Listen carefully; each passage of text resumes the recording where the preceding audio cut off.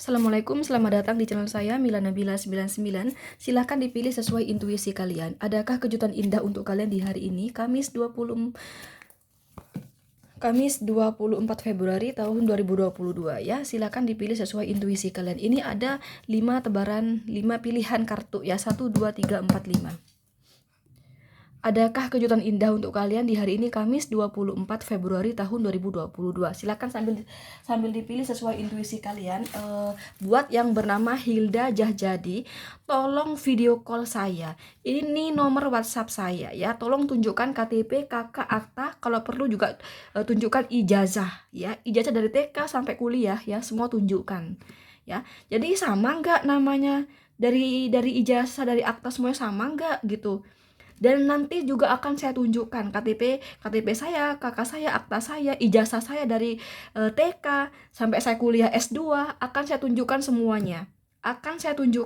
Jadi sama ya. Kemudian juga saya tunjukkan nanti berkas-berkas ya, bukti bahwa perusahaan itu ya saya yang mendirikan, bahwa dari SPPL hingga akta perusahaan ya itu bernama saya. Itu milik saya dan saya yang mendirikan. Akan terjawab. Sama nggak dengan nama-nama di berkas-berkas perusahaan itu dengan KTP, KK, dan akta saya? Ijazah saya sama nggak namanya?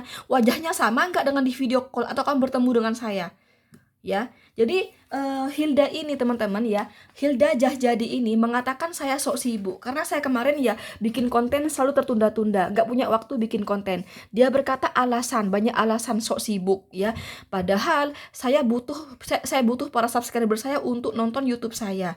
Iya, saya memang butuh karena saya seorang YouTuber, saya memang butuh penonton. Tapi kan ada pekerjaan utama, ada yang utama yaitu bisnis saya. Nah, dia mengatakan saya sok sibuk, dikiranya kesibukan saya hanya di YouTube saja kesibukan saya. Oh, tidak ya. Demi Allah, demi Rasulullah, saya lebih nanti dari berkas-berkas itu yang saya tunjukkan akan terjawab lebih dulu mana antara saya punya perusahaan ya dengan saya menikah, lebih dulu mana? Lebih dulu mana antara saya punya perusahaan dengan channel YouTube saya? Lebih dulu mana? Ya, lebih dulu mana? Ya, ingat saya itu mendirikan perusahaan dari saya masih bocah. Posisi saya anak yatim, perempuan lagi, anak yatim lagi. Kalau semisal sudah menikah ya, punya suami, kemudian mendirikan perusahaan, itu wajar. Ada yang membimbing, ada yang kasih tahu, suami yang kasih tahu. Itu wajar. Kalau semisal punya orang tua yang lengkap, kemudian kamu mendirikan perusahaan, itu wajar karena ada yang membimbing ya, yaitu bapak kamu. Kalau seorang ibu kayak umi saya itu nggak bimbing saya, karena yang menghasilkan uang tuh laki-laki ya teman-teman. Saya nggak punya bapak, posisi saya perempuan, tapi saya wirawiri sendirian. Saya mendirikan perusahaan ya, tidak ada yang bilangin. Demi Allah, demi Rasulullah ya, saya ini anak yatim. Saya wirawiri sendirian dari dinas perizinan sampai ke Kementerian Agama. Tanya sama Bu Hanum ya, Bu Hanum di Kementerian Agama, tanya, Bu, kenal sama Mbak Mila? Mbak Mila itu punya produk apa aja? Apa sih nama perusahaannya? Apa produknya Mbak Mila itu? Siapa Bu yang mendirikan? Siapa yang mendirikan? Coba tanya sama Bu Hanum di Kementerian Agama, tanya di sana. Tanya, punya produk apa Bu Mila? Tanya, saya tuh bocah loh ya, bocah perempuan, anak yatim, bisa mendirikan perusahaan sendiri loh ya. Nggak ada yang membimbing, nggak ada siapa-siapa. Tanya sama Bu Hanum. Tahu nggak sih, di WhatsApp itu ya, di WhatsApp itu ada apa, nama-nama para pengusaha-pengusaha teman-teman. Pengusaha termuda tuh saya, demi Allah, demi Rasulullah, pengusaha termuda itu saya. Yang lain itu tuh udah tua-tua, usia 40 ke atas. Yang punya perusahaan itu gak ada usia kayak saya 20-an tahun, gak ada. Cuman saya yang usia 20-an tahun. Demi Allah, demi Rasulullah, tanya sama Bu Hanum kamu. Ya, tanya sama Bu Hanum, kenal sama Bu Mila. Lihat kamu di daftar pengusaha itu. Lihat siapa yang termuda. Siapa yang termuda? Lihat di sana. Yang usia 20-an tahun, yang punya perusahaan tuh siapa? Tanya sama Bu Hanum. Ya, saya dikatakan sok sibuk saya. Loh, kalau saya sok sibuk, gak mungkin saya resign dari pekerjaan saya dulu. Saya waktu menikah ya, saya sama suami saya gak boleh kerja. Untungnya saya punya perusahaan. Kenapa sih punya perusahaan masih kerja? Masih kerja, masih mengajar, masih jadi pegawai bank. Kenapa? Ya karena saya kuliah lama-lama, kuliah sampai S2, kuliah 7 tahun sampai S2. Ya saya harus kerja dong. Ya kalau perusahaan itu kan pekerjaan juga bagi saya. Tapi ya Jadi saya berani resign dari kerjaan saya karena saya nggak boleh kerja sama suami saya dulu ya waktu awal menikah. Nah, tapi kenapa saya kok berani? Karena saya punya perusahaan. Karena saya mendirikan perusahaan itu sebelum saya menikah. Ada buktinya nanti di berkas-berkas. Makanya saya minta tolong yang bernama Hilda ini ya. Tolong hubungi saya, tunjukkan KTP, kakak, akta ijazah ya, tunjukkan. Karena saya juga akan menunjukkan KTP, kakak, akta saya, ijazah saya dengan berkas-berkas, semua berkas di perusahaan saya itu bahwa tuh namanya sesuai dengan KTP, kakak, akta dan ijazah saya sama, semuanya sama, teman-teman. Oke. Kenapa saya mendirikan perusahaan? Dulu waktu saya kecil ya, masih tahun 90-an ya, tahun 90 tuh atau tahun 93, saya lupa ya.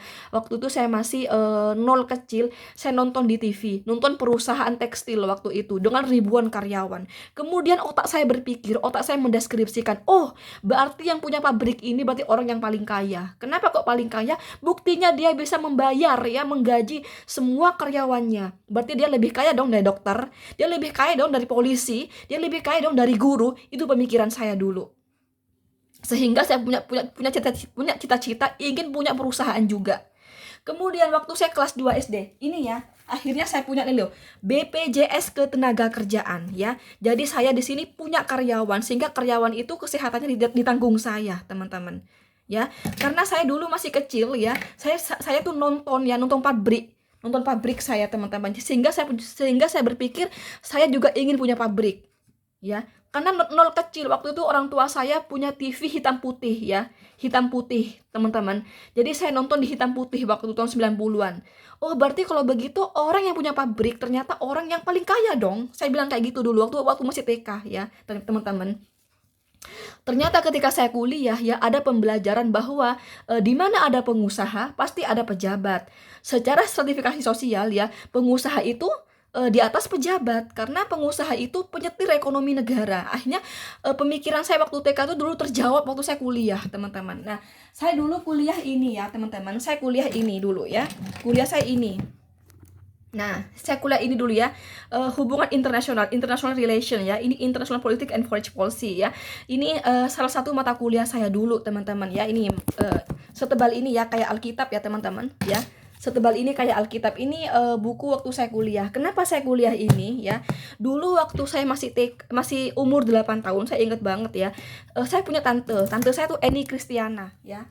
Eni Kristiana itu duta besar ya, duta besar Indonesia di Saudi Arabia. Itu tante saya dan saya keponakannya ya. Nah, setiap kali tante saya datang ke rumah saya, setiap kali dia pulang ya dari luar negeri gitu, dia selalu membawa koper. Dan koper itu isinya uang, teman-teman. Saya tanya sama orang tua saya, saya punya abi waktu itu, saya masih kecil, saya punya abi, saya belum yatim waktu itu. Saya tanya sama abi, kenapa sih Tante Eni itu setiap ke rumah selalu bawa uang satu koper? Kenapa? Emang dia kerja apa? Kok bisa bawa uang satu koper? Terus kenapa kok Bu Eni itu naik pesawat terbang terus? Saya pengen kayak Bu Eni, saya pengen kayak Tante Eni ya. Kenapa saya kok bilang Bu Eni? Karena dia orang dubes ya, teman-teman ya. Saya pengen kayak Tante Eni. Dia kerja apa sih kok enak banget naik pesawat terbang terus, ke luar negeri terus, megang uang satu koper terus. Dia kerja apa? Kemudian abi saya menjawab dia seorang dubes. Ya. Apa itu dubes? Duta besar. Gimana sih biar jadi dubes? Abi saya menjelaskan bahwa harus kuliah ini, katanya ya. Harus kuliah ini. Makanya saya dari kelas 2 SD ya, saya punya cita-cita pengen jadi dubes, teman-teman. Akhirnya saya ada dua keinginan saya, jadi pengusaha punya pabrik kayak saya yang nonton itu waktu TK, sama menjadi dubes. Akhirnya kuliahlah saya 7 tahun, S1 S2 ya, teman-teman. Dan kuliah saya di hubungan internasional, kan saya pengen jadi dubes, teman-teman. Jadi cuman dulu waktu saya kerja ya, saya sama suami saya tuh dilarang kerja. Untungnya saya punya perusahaan yang saya bilang tadi. Saya pengen jadi pengusaha. Nah, itu loh teman-teman ya.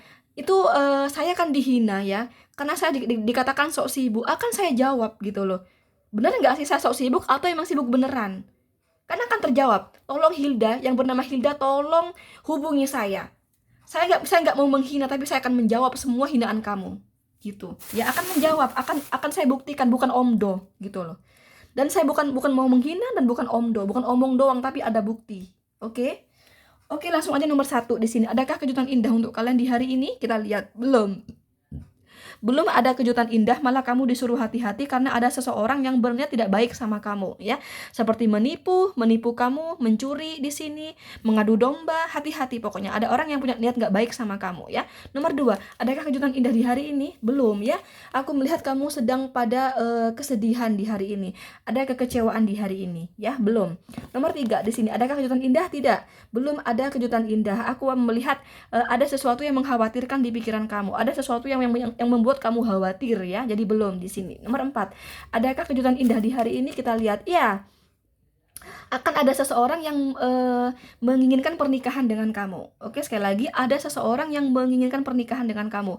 Dia merasa cocok sama kamu, merasa nyaman bersama kamu, sehingga dia menginginkan pernikahan dengan kamu. Ada seseorang yang menginginkan pernikahan dengan kamu di sini, teman-teman. Atau di sini juga menggambarkan akan ada rezeki keuangan, sehingga membuat keuangan kamu stabil di hari ini. Sekali lagi, atau di sini ada rezeki keuangan ya, ada rezeki keuangan sehingga membuat keuangan kamu stabil. Jadi di sini nomor 4 ada kejutan indah, yaitu ada seseorang yang ingin menikahi kamu yang pertama, atau di sini kamu dapat rezeki sehingga keuangan kamu stabil ya, dapat rezeki keuangan gitu. Nomor 5, adakah kejutan indah di hari ini? Belum ya, belum ada kejutan indah dalam hal keuangan, karena dalam hal keuangan kamu di hari ini akan ada pengeluaran. Cuman di sini kejutan indahnya ya ada di sini, yaitu mantan ya. Ternyata mantan kamu masih sayang sama kamu, mantan kamu akan ada kejujuran gitu ya, akan ada kejujuran dari mantan kamu bahwa mantan kamu masih sayang sama kamu, masih cinta sama kamu, masih ingin bersama kamu, masih belum bisa move on dari kamu di sini ya. Oke, dari 1, 2, 3, 4, 5 yang ada kejutan indah nih nomor 4 dan nomor 5. Cuman kalau nomor 5 di sini kejutannya dalam hal mantan ya. Ya, hal asmara, mantan yang masih sayang sama kamu. Cuman dalam hal keuangan ini akan ada pengeluaran ya. Oke, itu aja teman-teman, udah aku baca semua ya. Bila kamu ingin konsultasi dengan saya, silahkan cek kolom deskripsi. Oke, thank you. Assalamualaikum. Bye bye.